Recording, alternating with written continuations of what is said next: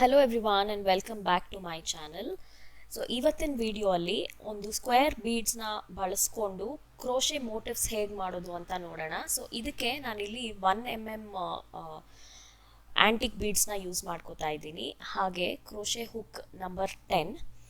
First ನಾವು square beads ನ ಬಳಸ್ಕೊಂಡು ಅದಕ್ಕೆ ಕ್ರೋಶೆನ ಹಾಕಿ ಆಮೇಲೆ ಕೈಯಿಂದ ಬೀಡ್ಸ್ ನ ಹೇಗೆ ಹೊಲಿಯೋದು ಅಂತ ತೋರಿಸ್ಕೊಡ್ತಾ ಇದ್ದೀನಿ. ಇದನ್ನ ಬೇಕಿದ್ರೆ ನೀವು ಕಂಪ್ಲೀಟ್ ಕ್ರೋಶೆಯಲ್ಲಿ ಕೂಡ ಮಾಡ್ಬೋದು, ಬಟ್ ಈ ರೀತಿ ನಾವು ನೀಡಲ್ನ ಯೂಸ್ ಮಾಡಿ ಮಾಡೋದಾದ್ರೆ ಫಿನಿಶಿಂಗ್ ತುಂಬಾನೇ ನೀಟಾಗಿ ಬರುತ್ತೆ. ಸೊ ಹಾಗಾಗಿ ನಾನು ಈ ಮೆಥಡ್ನ ಯೂಸ್ ಮಾಡ್ಕೋತಾ ಇದ್ದೀನಿ. ಸೊ ನೋಡಿ, ಈ ಸ್ಕ್ವೇರ್ ಬೀಡ್ಸ್ ಬೇಕು ನಿಮಗೆ. ಸೊ ಇದೇ ಕಾನ್ಸೆಪ್ಟ್ನ ಯೂಸ್ ಮಾಡಿಕೊಂಡು ನೀವು ರೌಂಡ್ ಶೇಪ್ ಬೀಡ್ಸ್ ಕೂಡ ಟ್ರೈ ಮಾಡ್ಬೋದು, ಹಾಗೆ ಐ ಶೇಪ್ ಬೀಡ್ಸಲ್ಲಿ ಕೂಡ ನೀವು ಟ್ರೈ ಮಾಡ್ಬೋದು. ಸೊ ನೋಡಿ, ಫಸ್ಟ್ ಸ್ಟೆಪ್ಪು ಈ ಥರ ಬೀಡ್ಸ್ ಬೇಕು.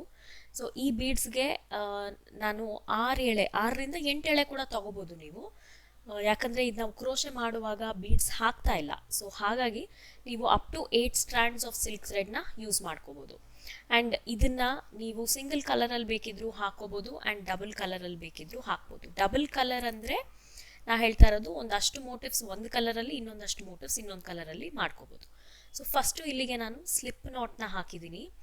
ಸ್ಲಿಪ್ ನಾಟ್ನ ಹಾಕ್ಕೊಂಡು ಈ ರೀತಿ ಈ ಸ್ಕ್ವೇರ್ ಬೀಡ್ಗೆ ನಾವು ದಾರನ ಫಿಕ್ಸ್ ಮಾಡ್ಕೋಬೇಕು. ಸೊ ಇದು ಬೇಸಿಕ್ ಲೆವೆಲ್ ಡಿಸೈನ್ ಅಂತಾನೆ ಹೇಳ್ಬೋದು. ಜಾಸ್ತಿ ಅಂದರೆ ತುಂಬ ಕಷ್ಟ ಅಂತ ಏನಿಲ್ಲ. ನಿಮಗೆ ಒಂದು ಐಡಿಯಾ ಗೊತ್ತಾದರೆ ಈಸಿಯಾಗಿ ಹಾಕ್ಬಿಡ್ಬೋದು.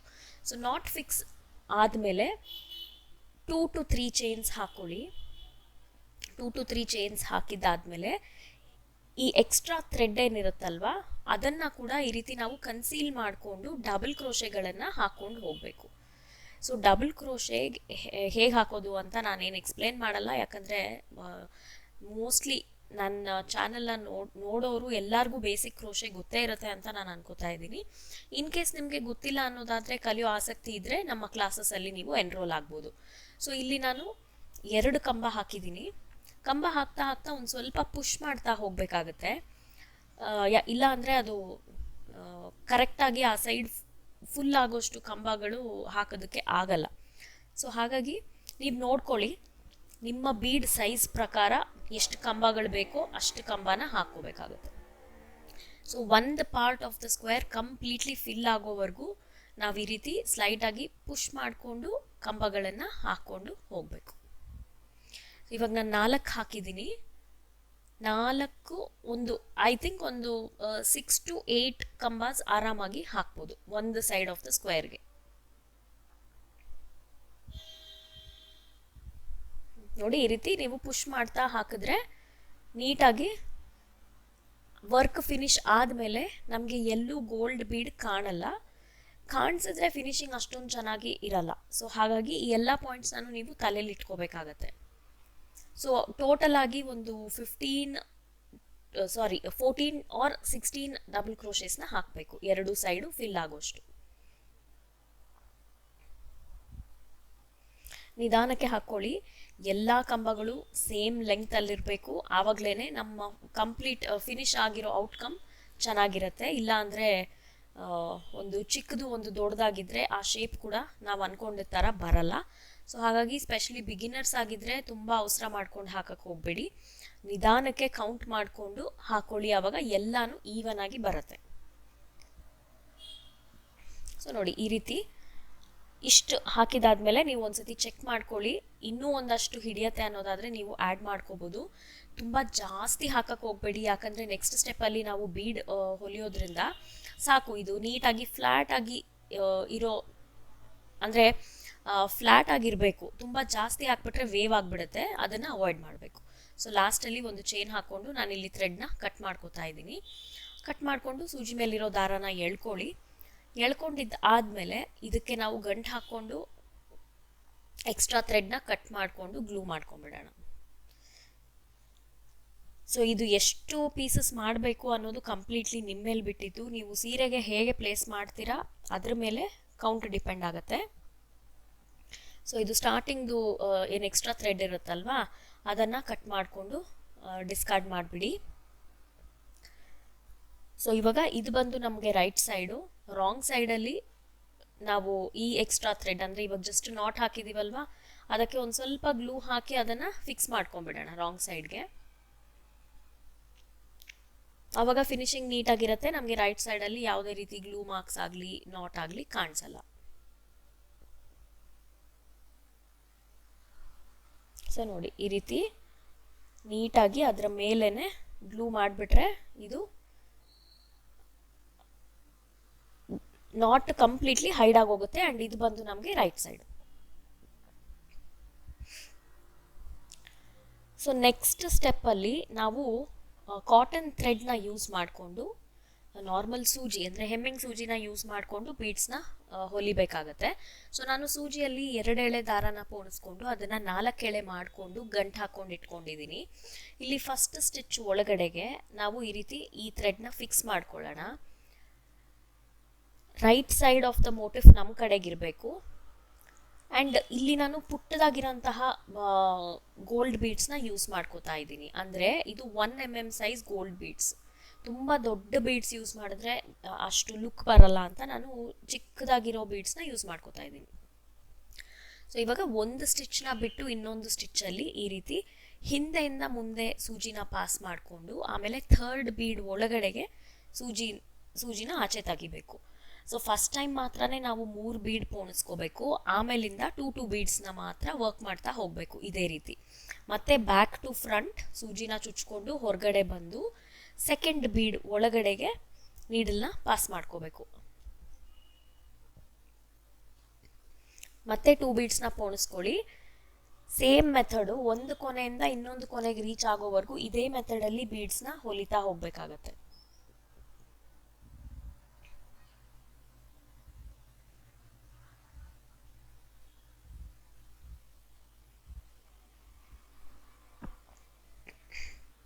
ಸೊ ಪ್ರತಿ ಸತಿನೂ ಸೂಜಿನ ಹಿಂದೆಯಿಂದ ಮುಂದೆಗೆ ಪಾಸ್ ಮಾಡಿಕೊಂಡು ಲಾಸ್ಟ್ ಬೀಡ್ ಒಳಗಡೆಯಿಂದ ಸೂಜಿನ ಹಾಕಿ ತೆಗಿಬೇಕು. ಸೊ ಈ ಸ್ಟೆಪ್ಪಲ್ಲಿ ನಿಮಗೆ ಇನ್ನೂ ಸೀರೆ ರಿಚಾಗಿ ಕಾಣಬೇಕು ಅಂದರೆ ಇದೇ ಸೈಜಲ್ಲಿ ಕ್ರಿಸ್ಟಲ್ಸ್ ಕೂಡ ಅವೈಲೇಬಲ್ ಇರುತ್ತೆ. ಸಖತ್ ಸಣ್ಣಕ್ಕಿರುತ್ತೆ ಆ ಕ್ರಿಸ್ಟಲ್ಸು. ಸೊ ಅದು ಕೂಡ ನೀವು ಯೂಸ್ ಮಾಡ್ಕೋಬೋದು. ಇಲ್ಲಿ ನಾನು ವರ್ಕ್ ಮಾಡ್ತಾ ಇರೋ ಸಾರಿ ಬಂದು completely single colour, just bottle green colour with gold zari ಇತ್ತು.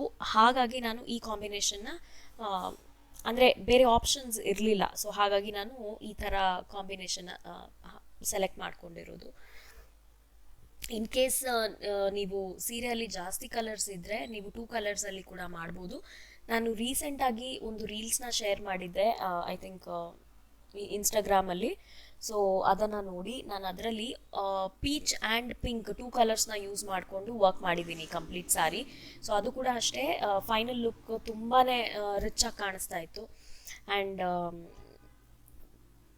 ತುಂಬ ಜನ ರಿಕ್ವೆಸ್ಟ್ ಮಾಡಿದ್ರಿ ಕೂಡ ನನಗೆ ಈ ಡಿಸೈನ್ ಶೇರ್ ಮಾಡಿ ಅಂತ. ಹಾಗಾಗಿ ನಾನು ಈ ವಿಡಿಯೋನ ಪೋಸ್ಟ್ ಮಾಡ್ತಾ ಇದ್ದೀನಿ. ಸೊ ನಿಮಗೆ ಹೊಸ ಡಿಸೈನ್ಸ್ ರಿಕ್ವೆಸ್ಟ್ ಏನಾದರೂ ಇದ್ದರೆ ನನಗೆ ವಾಟ್ಸಪ್ ಮಾಡಿ. ಬಟ್ ಡೆಫಿನೆಟ್ಲಿ ನನಗೆ ಸ್ವಲ್ಪ ಟೈಮ್ ಕೊಡಿ ಅದನ್ನು ಶೂಟ್ ಮಾಡಿ ಹಾಕೋದಕ್ಕೆ. ನೀವು ಇಮಿಡಿಯೇಟ್ಲಿ ಇವತ್ತು ಕೊಟ್ಟಿದ ತಕ್ಷಣ ನಾನು ನಾಳೆನೇ ವಿಡಿಯೋ ಹಾಕೋದು ಸ್ವಲ್ಪ ಕಷ್ಟ ಆಗುತ್ತೆ. ಯಾಕಂದರೆ ಅಷ್ಟೊಂದು ಇಮಿಡಿಯೇಟಾಗಿ ಅಂದರೆ ಟೈಮ್ ಬೇಕಲ್ವಾ ಇದೆಲ್ಲ ಮಾಡಿ ಶೂಟ್ ಮಾಡಿ ಎಡಿಟ್ ಮಾಡಿ ಪೋಸ್ಟ್ ಮಾಡೋದಕ್ಕೆ. ಸೊ ಹಾಗಾಗಿ ಸ್ವಲ್ಪ ಟೈಮ್ ಕೊಡಿ.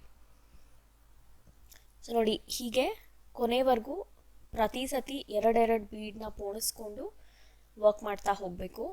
ಇದೊಂದು ಅಂದರೆ ನಾವು ಪುಟ್ಟದಾಗಿರೋ ಬೀಡ್ಸ್ನ ಯೂಸ್ ಮಾಡಿರೋದ್ರಿಂದ ನೋಡಿ ಎಷ್ಟು ಡೆಲಿಕೇಟಾಗಿ ಲುಕ್ ಕೊಡ್ತಾ ಇದೆ. ಅದೇ ದೊಡ್ಡ ದೊಡ್ಡ ಬೀಡ್ಸ್ ಯೂಸ್ ಮಾಡಿದ್ರೆ ತುಂಬ ಅಂದರೆ ಒಂಥರ ಆ ಲುಕ್ಕೇ ಚೇಂಜ್ ಆಗೋಗುತ್ತೆ. ನಿಮಗೆ ಇನ್ ಕೇಸ್ ಆ ಥರ ಲುಕ್ ಇಷ್ಟ ಅಂದರೆ ನೀವು ಖಂಡಿತ ಯೂಸ್ ಮಾಡ್ಬೋದು. ಇದರಲ್ಲಿ ಯಾವುದೇ ರೀತಿ ರೂಲ್ಸ್ ಇಲ್ಲ, ಯಾವುದು ಚೆನ್ನಾಗಿ ಕಾಣುತ್ತೆ ಅಂತ ನಾನು ಹೇಳ್ತಾ ಇದ್ದೀನಿ ಅಷ್ಟೇ. ಯಾಕಂದರೆ ಪ್ರತಿಯೊಬ್ಬರ ಪ್ರಿಫರೆನ್ಸಸ್ಸು ಚಾಯ್ಸ್ ಕೂಡ ಬೇರೆ ಇರುತ್ತಲ್ಲ. ಒಬ್ಬೊಬ್ಬರಿಗೆ ದೊಡ್ಡ ದೊಡ್ಡ ಬೀಡ್ಸ್ ಇಷ್ಟ ಆಗುತ್ತೆ, ಒಬ್ಬೊಬ್ಬರಿಗೆ ಚಿಕ್ಕ ಚಿಕ್ಕ ಬೀಡ್ಸ್ ಇಷ್ಟ ಆಗುತ್ತೆ. ಸೊ ಹಾಗೆ ನಿಮ್ಮ ಚಾಯ್ಸ್ ಮೇಲೆ ನೀವು ಬೀಡ್ಸ್ನ ಯೂಸ್ ಮಾಡ್ಬೋದು. ಸೊ ಇದೇ ಥರ ಬೀಡ್ಸಲ್ಲಿ ಕಲರ್ಡ್ ಬೀಡ್ಸ್ ಕೂಡ ಸಿಗುತ್ತೆ. ಆ್ಯಂಡ್ ನಿಮಗೆ ಪರ್ಲ್ಸ್ ಸಿಗುತ್ತೆ, ಕ್ರಿಸ್ಟಲ್ಸ್ ಸಿಗುತ್ತೆ. ನೀವು ಯಾವ ಥರ ಬೀಡ್ಸ್ ಬೇಕೋ ಆ ಥರ ಬೀಡ್ಸ್ನ ಯೂಸ್ ಮಾಡ್ಕೋಬೋದು. ಬಟ್ ಏನಂದರೆ ನೀವು ಯೂಸ್ ಮಾಡ್ತಾ ಇರೋ ಬೀಡ್ಸು ಸೀರೆಗೆ ಸೂಟ್ ಆಗಬೇಕು. ಆ ರೀತಿ ಬೀಡ್ಸ್ನ ನೀವು ಯೂಸ್ ಮಾಡಬೇಕಾಗುತ್ತೆ, ಅಂದರೆ ಸೆಲೆಕ್ಟ್ ಮಾಡ್ಕೋಬೇಕಾಗತ್ತೆ. ಸೊ ಇಲ್ಲಿ ನೋಡಿ, ಇವಾಗ ಆಲ್ಮೋಸ್ಟ್ ಎಂಡ್ ರೀಚ್ ಆಗಿದ್ದೀನಿ. ಲಾಸ್ಟ್ ಐ ಥಿಂಕ್ ಇನ್ನೊಂದು 2 ಬೀಡ್ಸ್ ಹಾಕಿ ಗಂಟು ಹೇಗೆ ಹಾಕೋದು ಅಂತ ನೋಡೋಣ. ನಾನು ಬೇಕು ಅಂತ ಈ ಪಾರ್ಟ್ನ ಸ್ಪೀಡ್ ಮಾಡಿಲ್ಲ, ಯಾಕಂದರೆ ಸುಮಾರು ಜನ ಆಮೇಲೆ ಮತ್ತೆ ಮೆಸೇಜ್ ಮಾಡ್ತೀರಾ ತುಂಬ ಫಾಸ್ಟಾಗಿ ತೋರಿಸ್ತಾ ಇದ್ದೀರಾ ಅಂತ. ಸೊ ಹಾಗಾಗಿ ನಾನು ನಾರ್ಮಲ್ ಸ್ಪೀಡಲ್ಲೇ ಇಟ್ಟಿದ್ದೀನಿ. ನಾನು ಯಾವುದೇ ರೀತಿಯಾಗಿ ನಾನು ವಿಡಿಯೋನ ಸ್ಪೀಡ್ ಮಾಡಿಲ್ಲ. ಸೊ ನೋಡಿ, ಇನ್ನೂ 2 ಬೀಡ್ ಹಿಡ್ಸತ್ತೆ ಅನಿಸುತ್ತೆ. ಸೊ ಹಾಗಾಗಿ ನಾನು ಇನ್ನೂ ಒಂದು 2 ಬೀಡ್ನ ಹಾಕ್ತಾ ಇದ್ದೀನಿ. So last 2 beads. ಇವಾಗ ಇದನ್ನು ಫಿಕ್ಸ್ ಮಾಡಿಬಿಟ್ಟು ಈ ರೀತಿ ನೋಡಿ, ಹಿಂದೆಯಿಂದ ಮುಂದೆ ಸೂಜಿನ ತಗೊಂಡು ಇಲ್ಲಿಗೇನೆ ಗಂಟು ಹಾಕ್ಬಿಡೋಣ. ಲಾಸ್ಟ್ ಬೀಡ್ ಹಾಕಿದ್ಮೇಲೆ ತಿರ್ಗಾ ಆ ಲಾಸ್ಟ್ ಬೀಡ್ ಒಳಗಡೆ ಈ ರೀತಿ ಸೂಜಿನ ಪಾಸ್ ಮಾಡಿದ್ರೆ ಅದು ನೀಟಾಗಿ ಕೂತ್ಕೊಳ್ಳುತ್ತೆ. ಇನ್ ಕೇಸ್ ನಾವು ಈ ಸ್ಟೆಪ್ ಸ್ಕಿಪ್ ಮಾಡಿದ್ರೆ ಅದಕ್ಕೆ ಸಪೋರ್ಟ್ ಇರಲ್ಲ. ಸೊ ಹಾಗಾಗಿ ಈ ರೀತಿ ಫಿಕ್ಸ್ ಮಾಡಿಬಿಟ್ಟು ಆಮೇಲೆ ಈ ರೀತಿ ಗಂಟು ಹಾಕ್ಕೊಂಡು ದಾರನ ಕಟ್ ಮಾಡ್ಕೊಳ್ಳಿ. ಗಂಟೆಗೆ ಹಾಕೋದು ಅಂದರೆ ಸುಮ್ಮನೆ ಹಿಂದೆಯಿಂದ ಮುಂದೆ ಸೂಜಿನ ಪಾಸ್ ಮಾಡಿ ಸೂಜಿಗೆ ಸುತ್ತ ದಾರನ ಒಂದು 2 ರಿಂದ 3 ಸತಿ ಸುತ್ತಬಿಡಿ. ಸೊ ಹಾಗೆ ಅದು ಗಂಟಾಗೋಗುತ್ತೆ.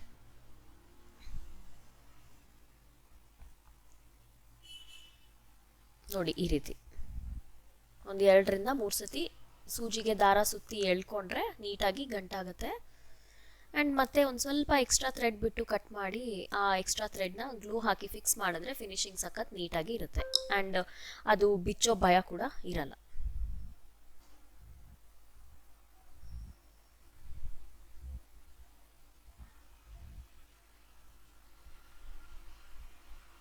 ಎಕ್ಸ್ಟ್ರಾ ಥ್ರೆಡ್ನ ಈ ರೀತಿ ಕಟ್ ಮಾಡ್ಕೊಳ್ಳಿ. ಆ್ಯಂಡ್ ರಾಂಗ್ ಸೈಡಲ್ಲೇ ಫಿಕ್ಸ್ ಮಾಡಬೇಕು. ನಾವು ಸ್ಟಾರ್ಟಿಂಗಲ್ಲಿ ಸಿಲ್ಕ್ ಥ್ರೆಡ್ ನಾಟ್ನ ಫಿಕ್ಸ್ ಮಾಡಿದ್ವಲ್ವ, ಅದೇ ಸೈಡಲ್ಲೇ ಫಿಕ್ಸ್ ಮಾಡಬೇಕು. ಸೊ ನಾವು ನಮ್ಮ ಮೋಟಿಫ್ ರೆಡಿ ಆಯಿತು. ತುಂಬಾ ಅಂದರೆ ಒಂಥರ ರಿಚ್ ಆ್ಯಂಡ್ ಯೂನಿಕ್ ಆಗಿ ಕಾಣಿಸುತ್ತೆ. ಸೊ ಸುಮಾರು ಜನ ರಿಕ್ವೆಸ್ಟ್ ಮಾಡಿದ್ರಿ. ಸ್ವಲ್ಪ ತಡ ಆದ್ರೂ ನಾನು ಡೀಟೇಲ್ಡ್ ವಿಡಿಯೋನ ಶೇರ್ ಮಾಡ್ತಾ ಇದ್ದೀನಿ. ಸೊ ನಿಮಗೆ ಹೇಗೆ ಅನ್ನಿಸ್ತು ಅಂತ ನನಗೆ ಕಾಮೆಂಟ್ ಮೂಲಕ ತಿಳಿಸಿ. ಸೊ ನೋಡಿ, ನಾನಿಲ್ಲೊಂದು ಅಷ್ಟು ಮೋಟಿವ್ಸ್ನ ಹಾಕಿ ಇಟ್ಕೊಂಡಿದ್ದೀನಿ. ಇವಾಗ ಸೀರೆಗೆ ಹೇಗೆ ಫಿಕ್ಸ್ ಮಾಡೋದು ಅಂತ ನೋಡೋಣ ಬನ್ನಿ. ಸೊ ಇದು ಬಂದು ಬನಾರಸ್ ಸಾರಿ. ನೋಡಿ, ನಾನು ಆಗಲೇ ಹೇಳ್ದಂಗೆ just bottle green and gold ಕಲರಲ್ಲಿದೆ. ಸೊ ಕಾಟನ್ ದಾರಾನ ಯೂಸ್ ಮಾಡಿಕೊಂಡು ಇದಕ್ಕೆ ಸ್ಟಿಚ್ ಮಾಡೋ ಅಂಥದ್ದು. ಈ ಪಾರ್ಟ್ನ ನಾನು ಸ್ವಲ್ಪ ಸ್ಪೀಡ್ ಮಾಡಿದ್ದೀನಿ.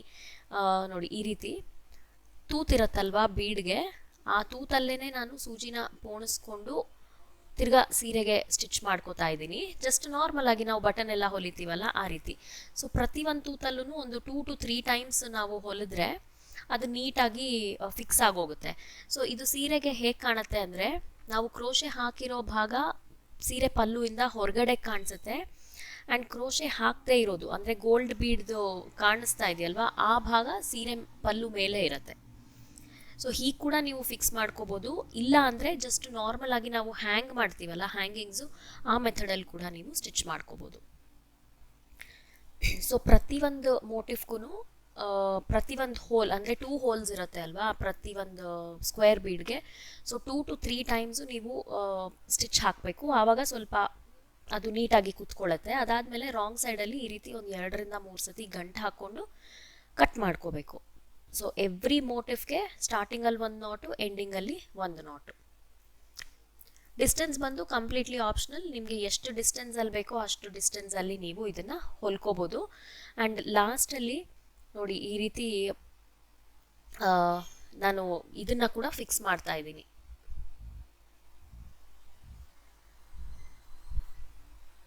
ಸೊ ಇನ್ನೂ ರಿಚ್ ಆಗಿ ಕಾಣಿಸುತ್ತೆ. ಇದು ಕುಂದನ್ನು ಕೂಡ ನಾನು ಈ ರೀತಿ ಗ್ಲೂ ಹಾಕಿ ಫಿಕ್ಸ್ ಮಾಡ್ಕೋತಾ ಇದ್ದೀನಿ. ಸೊ ಇದನ್ನು ಕಂಪ್ಲೀಟ್ಲಿ ಆಪ್ಷನಲ್. ನಿಮಗೆ ಬೇಕು ಅಂದರೆ ನೀವು ಇದು ಮಾಡ್ಬೋದು, ಇಲ್ಲ ಅಂದರೆ ನೀವು ಸ್ಕಿಪ್ ಮಾಡ್ಬೋದು. ಸೊ ಫ್ರಂಟ್ ಆ್ಯಂಡ್ ಬ್ಯಾಕ್ ಎಷ್ಟು ನೀಟಾಗಿ ಕಾಣಿಸ್ತಾ ಇದೆ. ಸೊ ಈ ರೀತಿ ನೀವು ಕೂಡ ಮಾಡ್ಬೋದು. ಸೊ ಇದನ್ನು ನೀವು ಬೇಕಿದ್ರೆ 2 ಇಂಚಸ್ ಡಿಸ್ಟೆನ್ಸಲ್ಲಿ ಮಾಡ್ಕೋಬೋದು, ಇಲ್ಲ ಅಂದರೆ 3 ಇಂಚಸ್, 2.5 ಇಂಚಸ್, ನಿಮಗೆ ಯಾವ ಡಿಸ್ಟೆನ್ಸಲ್ಲಿ ಬೇಕೋ ಆ ಡಿಸ್ಟೆನ್ಸಲ್ಲಿ ನೀವು ಇದನ್ನು ಫಿಕ್ಸ್ ಮಾಡ್ಬೋದು.